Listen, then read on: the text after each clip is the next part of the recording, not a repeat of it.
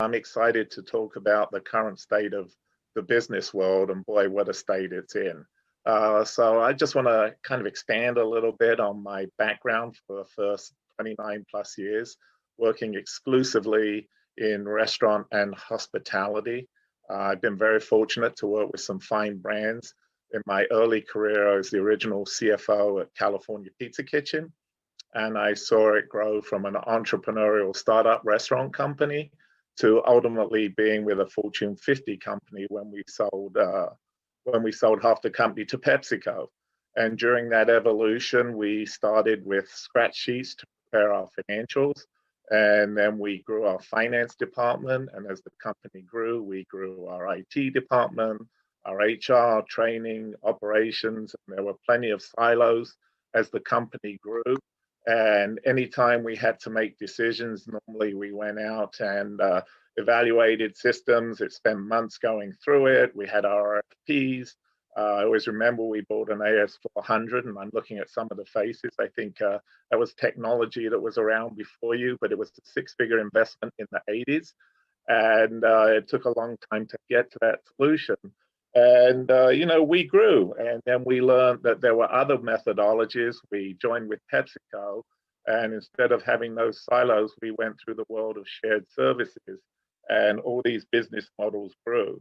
I then got kind of my first PhD there. I got my second PhD. I ran a high growth restaurant company called Grill Concepts, which was casual dining and fine dining on American cuisine, where I took it from $1 stock to $10.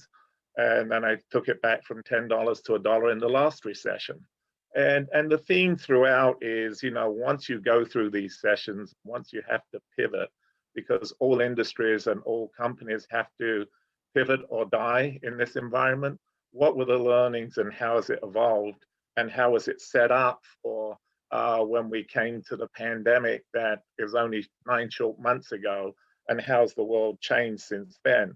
And the common theme is that as finance leaders, we have to lead the change, and we have to figure out ways to get more with less.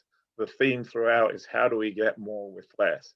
So as you segregate the restaurant industry, you can see some of the industry in terms of the quick serve with drive-throughs and everything else. Life's good to them because they don't have touch points. People just want the food, go and be done. But the rest of the industry, fast casual, and fine dining, has been suffering immensely. And it's kind of what's happening is the trends are against what is the basic DNA of a business. The restaurant industry is a people business. You can't replace people with technology. Or if you can, you've got to go through all these massive changes. Well, it's not true, because everything that's there, there's solutions for.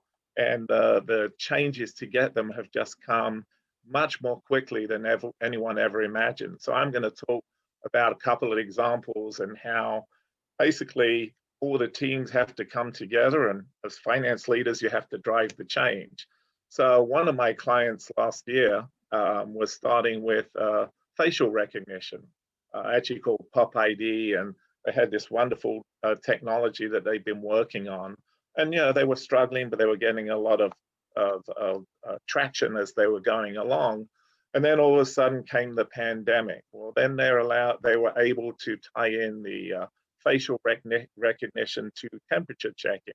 So now you couldn't get into a building or a restaurant without your temperature being checked. And now they've gone further. They've worked with Speed and CDC, and now they will be able to tell in the future if you've had a vaccine or not. And we're all lining up for our vaccine, but it's hard to know whether you had it or not, but it will allow people to be safe with the changes. And, where traditionally, if I go back to my days at California Pizza Kitchen, this wouldn't have fallen in any technology. It wouldn't have been the IT department. It would have been the ops department who would have led that change to embrace it. The interesting thing, too, is that you go back over history, some of these proposals would have been large investments in dollars, whereas now it's really, hey, there's really a no-risk look to try it, and here's a new way of looking and changing the paradigm to be able to get more with less. Taking that evolution and looking throughout a restaurant, you can't take short order cooks out of the kitchen. You need someone to cook a burger. Well, that's not true. Another one of the clients, they've combined operations, finance, and technology, and they've come up with Flippy.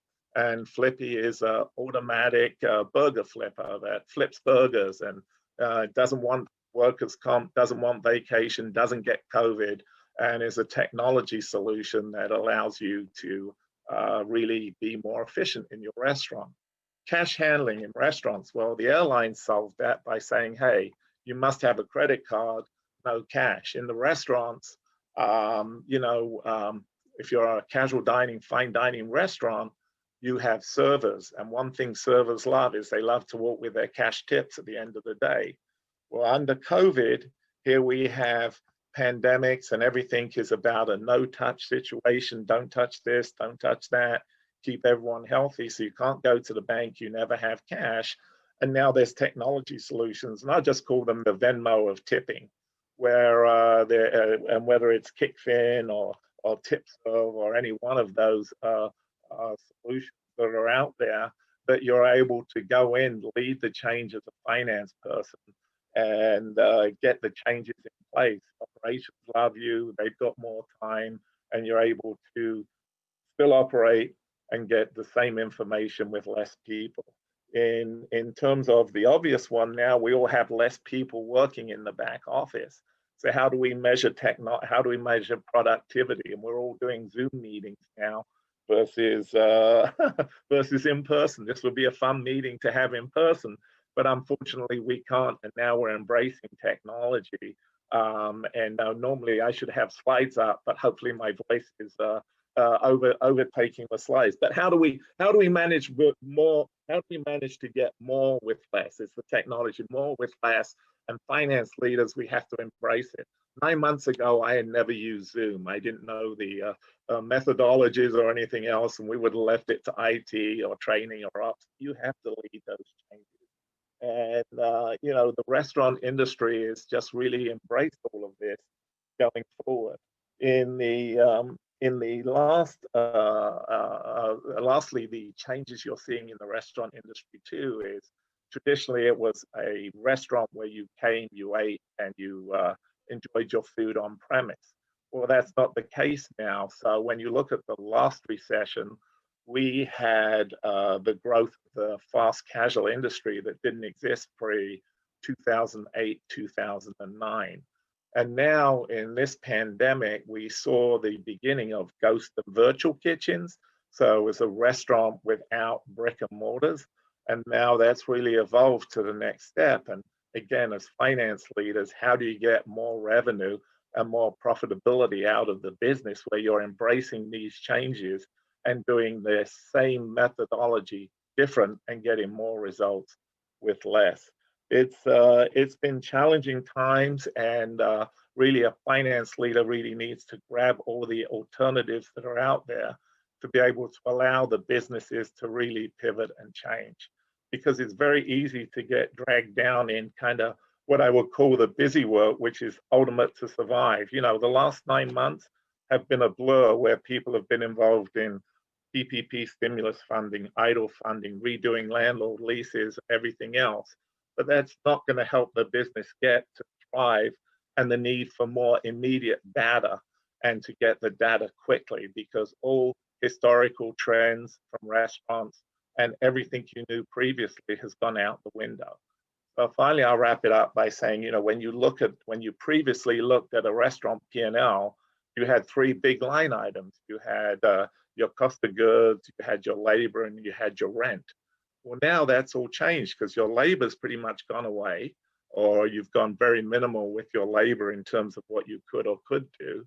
But now you've got this massive expense in third-party delivery, whether it's Uber Eats or Postmates, and each one of them has a technology challenge, which again, to get at the information of, did I get paid the right amount? How did I get paid the right amount? And then there's consolidators and aggregators out there, whether it's Automark or someone else, that takes all these platforms and combines them, and again, allows you to get more information with less.